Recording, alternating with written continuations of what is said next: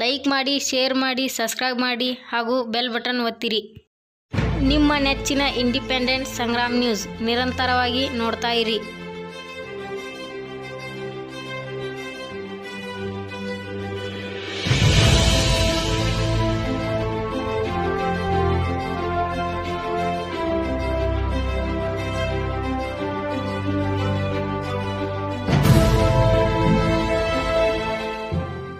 लोग मीर मोहम्मद शेख अब्दुल करीम इनामदार उनके घर पे आए हैं उनका इंटरव्यू लेने के लिए. आइए चलिए देखते हैं आगे.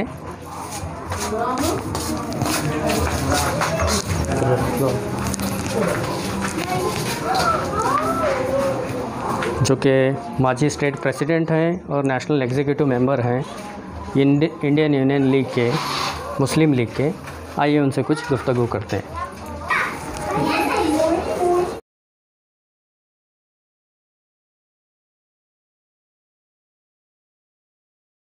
Independent Sangram News, and let me introduce you. Well, we don't need any introduction from this famous person over here.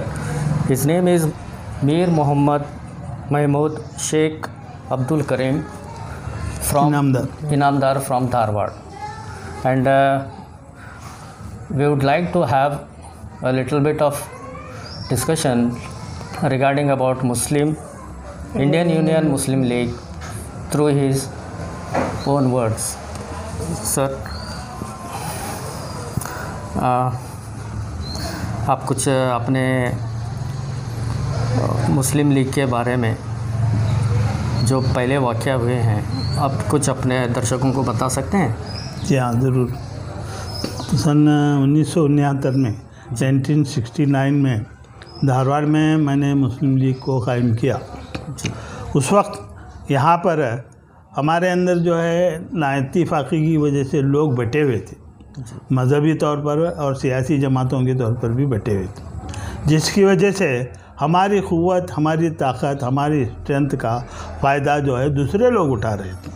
और हमें हर तरीके से सियासी तौर पर भी और समाजी तौर पर भी और माली एतबार से भी हमको जो पूरी तरह हमारे ऊपर प्रेशर था और हमको जो दबा कर रखा गया था और तरक्की के लिए हमारे पास जो है रास्ते नहीं खुल रहे थे. तो इन तमाम चीज़ों को स्टडी करने के बाद मैं इस नतीजे पर पहुंचा कि कर्नाटक में भी मुस्लिम लीग की ज़रूरत है.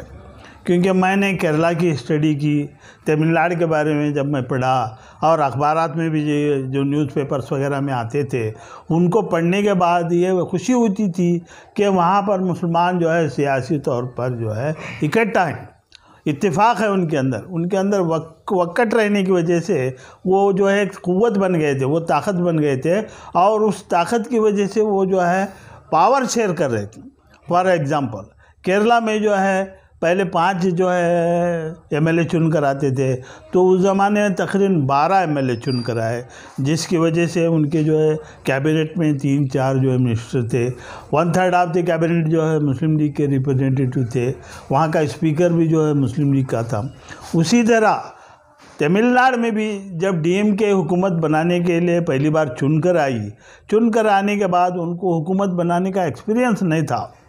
तो उनसे क्वेश्चन किया गया, अन्नादुराई से क्वेश्चन किया गया. जब अन्नादुराई का ज़माना था वो पार्टी लीडर थे डीएमके के, तो उनको क्वेश्चन किया गया कि आपको कोई एक्सपीरियंस नहीं है, आप हुकूमत कैसे बनाएंगे, कैसे फॉर्म करेंगे आप गवर्नमेंट.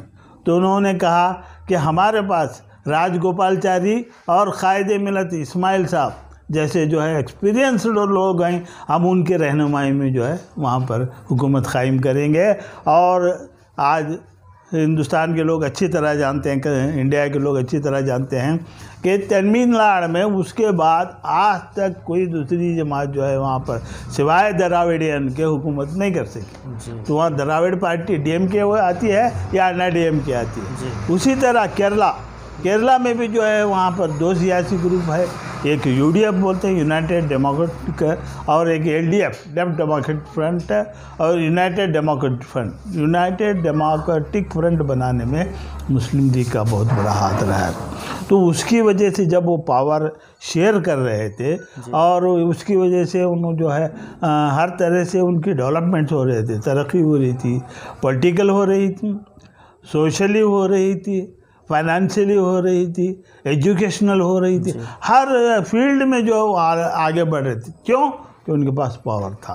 तो ये चीज़ को देखने के बाद मैं भी ये महसूस किया, कर्नाटक में इतनी बड़ी आबादी है मुसलमानों की कि जो है आफ्टर जो है गैर मुस्लिम यानी हिंदूज, नेक्स्ट जो है ज़्यादा पॉपुलेशन जो है मुसलमानों का, और उनको अगर बांट दिया जाए, जात की बुनियाद पर बांट दिया जाए, तो हमारी आबादी जो है उनसे ज़्यादा होती है, क्योंकि सिंगल में जो है इतनी बड़ी स्ट्रेंथ किसी और कौम की नहीं है।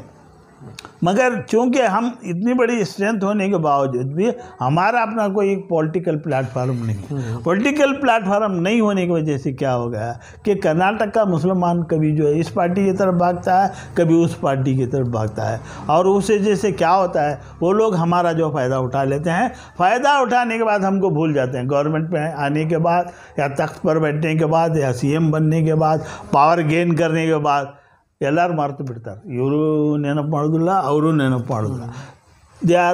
ಅವ್ರು हमारे को प्रेशर डाल रहे हैं, प्रेशर हर तरीके से, पॉलिटिकली, सोशली, और जॉब्स के अंदर क्या है, मुश्किल से हमको बहुत फाइट करने के बाद 4% दिया गया हमारी आबादी के हिसाब से, हमारे पॉपुलेशन का जो ये है उस हिसाब से हमको कम से कम जो है कर्नाटक में 7% जो है रिजर्वेशन देना। तो 7% रिजर्वेशन देने के लिए जब भी इलेक्शन आता है प्रॉमिस करते हैं तुम्हारे को जो है 7% ನಾವು ನಿಮಗೆ ರಿಸರ್ವೇಷನ್ ಕೊಡ್ತೀವಿ, ಬಂಗಾರಪ್ಪನವರು ಹೇಳಿದರು, ಬೇರೆಯವರು ಹೇಳಿದರು, ಎಲ್ಲರೂ ಹೇಳ್ತಾ ಬಂದರು, ಆದರೆ कौन भी उसे जो है इम्प्लीमेंट नहीं करने की वजह से हमारा 4% ही रहेगा, और उसमें और भी कम हो गए। यानी हमारे लोगों को एहसास भी नहीं कि हमको जो है गवर्नमेंट जॉब्स के अंदर क्या नमूने से जो है एक आइसोलेट कर दिया गया है। तो पॉलिटिकली भी यही हालत है, मुश्किल से एक मिनिस्टर देने के लिए भी जो आगे पीछे होते हैं, वो भी कैबिनेट में 1 या 2 लेते हैं। तो उस हमारे एक्चुअल हमारे 5-6 मिनिस्टर होना चाहिए कैबिनेट में, तो कितने लेते हैं, कभी 1 कभी 2। वोट हमारे चाहिए, वोट डालने के लिए मुसलमान चाहिए, वोट लेने के बाद जो है पावर के लिए मुसलमान नहीं चाहिए, उसको ऐसे बाजू हटाकर गवर्नमेंट पावर करते। तो इसलिए क्या किया कि हमारा एक रिप्रेजेंटेटिव पॉलिटिकल, हम पावरफुल होना, पॉलिटिकल पावरफुल कहाँ से होना, नीचे पंचायत से लेकर जो है पार्लियामेंट तक भी हम हमारा रिप्रेजेंटेशन होना, तब कानून जो बनता है पार्लियामेंट में बनता है, असेंबली में बनता है, पंचायतों में बनता है, पंचायत के हद तक। तो यहाँ जब हमारा रिप्रेजेंटेशन नहीं है तो हमारे खिलाफ कोई भी कानून जो है आसानी से पास हो सकता है। जैसा कि अब पार्लियामेंट हो रहा है, क्या हो रहा है पार्लियामेंट में तो आज इतनी मनमानी हो रही है कि उस पर बहस करना कोई मान ही नहीं रहा। तो इन तमाम चीज़ों से बचने के लिए हमको माइनॉरिटीज़ को, स्पेशली मुसलमान जो है एक बिगेस्ट माइनॉरिटी, ये छोटी माइनॉरिटी नहीं है, बहुत बड़ी माइनॉरिटी है। 20 करोड़ आबादी इंडिया की, और 1 करोड़ आबादी कर्नाटक में मुसलमानों की है। ये कोई छोटी मोटी आबादी नहीं है, बहुत बड़ी आबादी है। ये अगर आबादी यूनाइटेड हो जाती है, हम यूनाइट हो जाते हैं, एक हो जाते हैं, एक झंडे के नीचे आ जाते हैं, एक प्लेटफॉर्म के नीचे आ जाते हैं, तो हम बहुत बड़ी ताकत बन जाते हैं। और इस बहुत बड़ी ताकत का फ़ायदा सिर्फ हमको ही नहीं, ऑल माइनॉरिटीज़ को मिलेगा। क्योंकि जब हम माइनॉरिटी की बात करते हैं तो नॉट मुस्लिम की बात करते हैं तो पूरे माइनॉरिटी की बात करते हैं। हम डिमांड करते हैं तो खाली मुसलमानों को दो नहीं बोलते, हम ऑल माइनॉरिटीज़ को दो बोलते हैं। इसलिए तमाम माइनॉरिटीज़ को अलर्ट होना चाहिए। अलर्ट होकर एक पॉलिटिकल दोस्ती, एक पॉलिटिकल अलाइंस, एक पॉलिटिकल स्ट्रेंथ जो हम बनाकर अगर जाएंगे तो पूरे राज्य का भी भला होगा, लोगों का भी भला होगा, और हमारा स्टेट भी तरक्की करेगा। अब क्या हो रहा है यहाँ जात के नाम पर, यानी बहुत से जात हैं ना, जात सिस्टम है, तो यहाँ क्या बोलते कास्ट सिस्टम क्या ये ना तेरे का कन्नड़ वो सिस्टम की वजह से क्या हो रहा है बोले तो जो पावरफुल लोग हैं, जो ज़्यादा पावरफुल है, they are enjoying all power, पूरा पावर जो है उन्होंने यूज़ कर रहे। बाकी लोगों को नाम के लिए रखें, नाम के लिए रखकर नाम के लिए एसटी माइनॉरिटीज़ ये भी जो एक दो लोगों को यूज़ करते हैं, यूज़ करके जो है फिर उनको फेंक देते हैं, काम बन जाने के बाद फेंक देते हैं। इसलिए उनको साथ लेकर पहली बात हमारे अंदर एक यूनिटी होना बहुत ज़रूरी है। हम बगैर यूनिटी के क्या भी नहीं हासिल करते। तो यूनिटी, अब हम यूनिटी करेंगे तो सबके साथ इंसाफ होगा। All minorities, all cast, all जो भी सप्रेस्ड लोग हैं जिनके ऊपर जुल्म हो रहा है, सबका भला होगा, सबके लिए फ़ायदा रहेगा। लेकिन शर्त क्या है, हमारा एक होना बहुत जरूरी है। हम इकट्ठा हो गए तो बहुत बड़ी ताकत बनती है।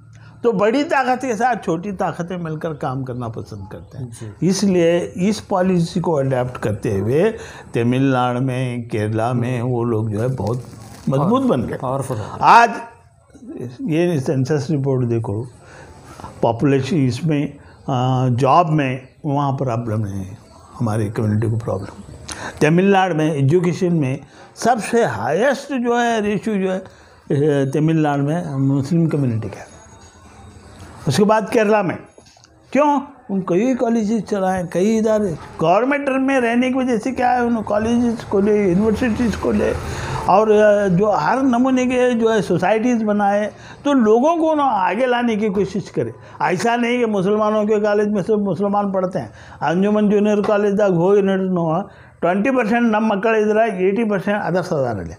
ನಮ್ಮ ಯಾವುದೋ इन्स्टीट्यूशन इधर हमारा कौन सा भी एक इदारा रहते, कौन सी भी एक सोसाइटी रहते, उसका 80% फ़ायदा दूसरे उठाते हैं। एक मदीना कॉलेजದಾಗ ಹೋಗಿ ನೋಡ್ರಿ ನೀವು, अल्ले अनका 90% आदर्श से उसका फ़ायदा उठा रहे हैं। तो मुसलमानों का मजबूत होने से क्या होता है, पूरे समाज मजबूत होता है, पूरे समाज का भला होता है, पूरे राज्य का भला होता है और सबका भला होता है। इसलिए हमारी जिम्मेदारी, पहले हम मजबूत बने, हम ही मजबूत नहीं रहे तो दूसरों का क्या कर सकते। जब हमारे घर में हमारे लिए खाना नहीं रहेगा तो हम दूसरे को क्या खाना खिला सकेंगे। इसी तरह पॉलिटिकली भी हमको पावरफुल होना ज़रूरी है और समाजी तौर पर भी पावरफुल होना ज़रूरी है, एजुकेशनल भी पावरफुल होना ज़रूरी है और माली एतबार से फाइनेंशियल भी पावरफुल है। ये चीज़ें हमारे पास नहीं रहेंगी तो हम जो है क्या भी हासिल नहीं कर सकते। हम पर और जुल्म होगा और हमको दबाने की कोशिश की जाएगी और बैकवर्ड हो जाएंगे। इसलिए इन तमाम चीज़ों को हासिल करने के लिए पॉलिटिकल पावर ज़रूरी है। जब तक तुम अपनी पॉलिटिकल पार्टी बनाकर, अपना घर बनाकर नहीं रहेंगे, तुम दूसरों के घरों में तुम्हारे को इज्जत नहीं रहेंगी। तुम्हारी अपनी पॉलिटिकल पार्टी रहेंगी तो सामने वाला तुम्हारे पास बार्गेनिंग को आएगा।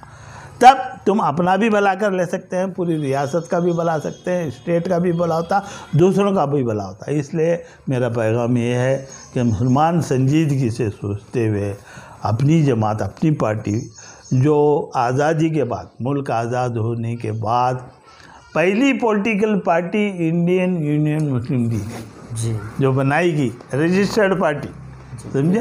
तो ये पहली पार्टी, उसके बाद कई पार्टियाँ मिली, तो इसका एक बहुत बड़ा बैकग्राउंड है, बहुत बड़ी हिस्ट्री है।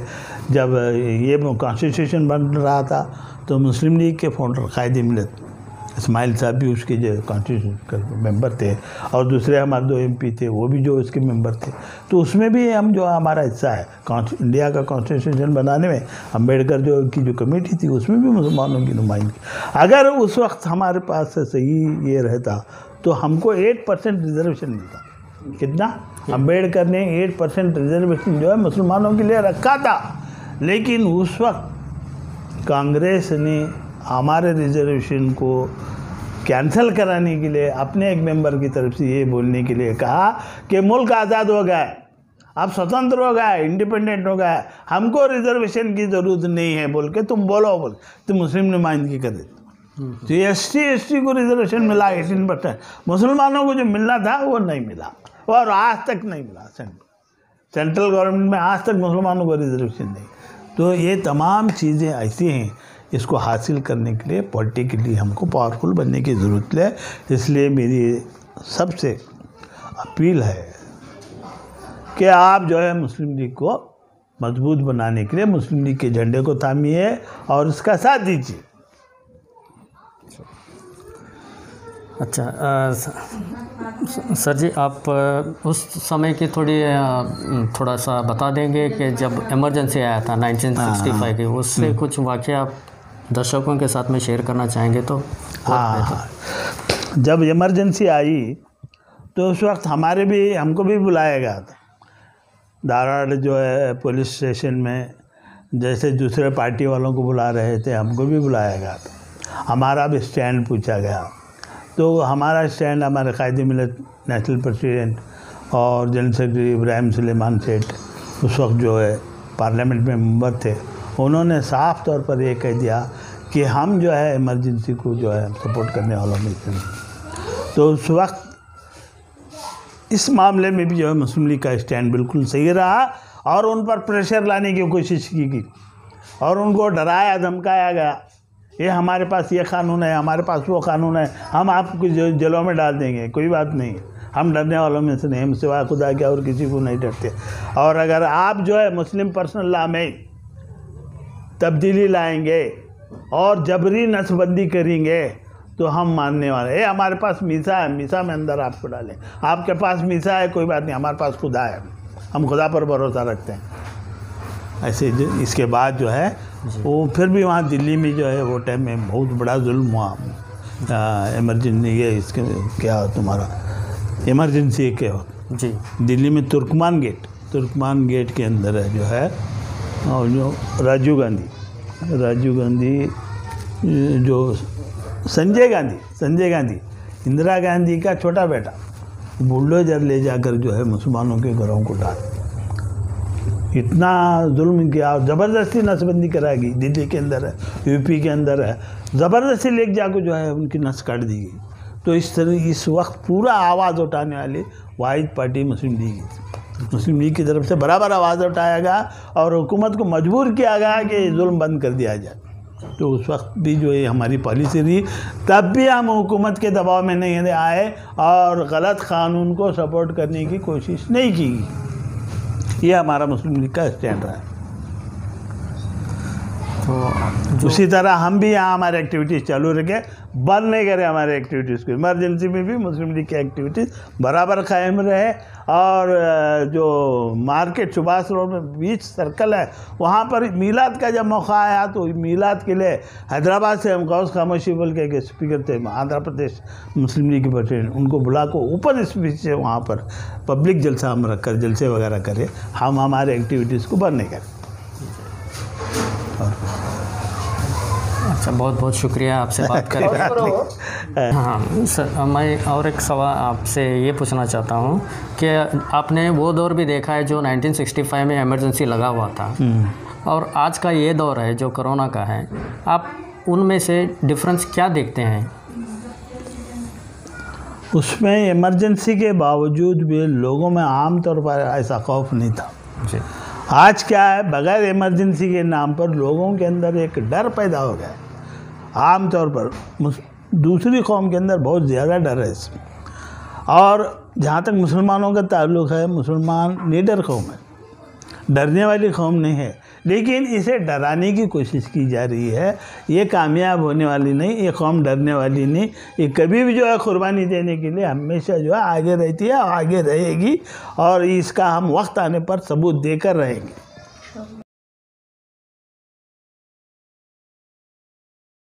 ಇಲ್ಲಿಯವರೆಗೆ ನಮ್ಮ ಚಾನೆಲ್ ವೀಕ್ಷಿಸಿದ್ದಕ್ಕೆ ಧನ್ಯವಾದಗಳು.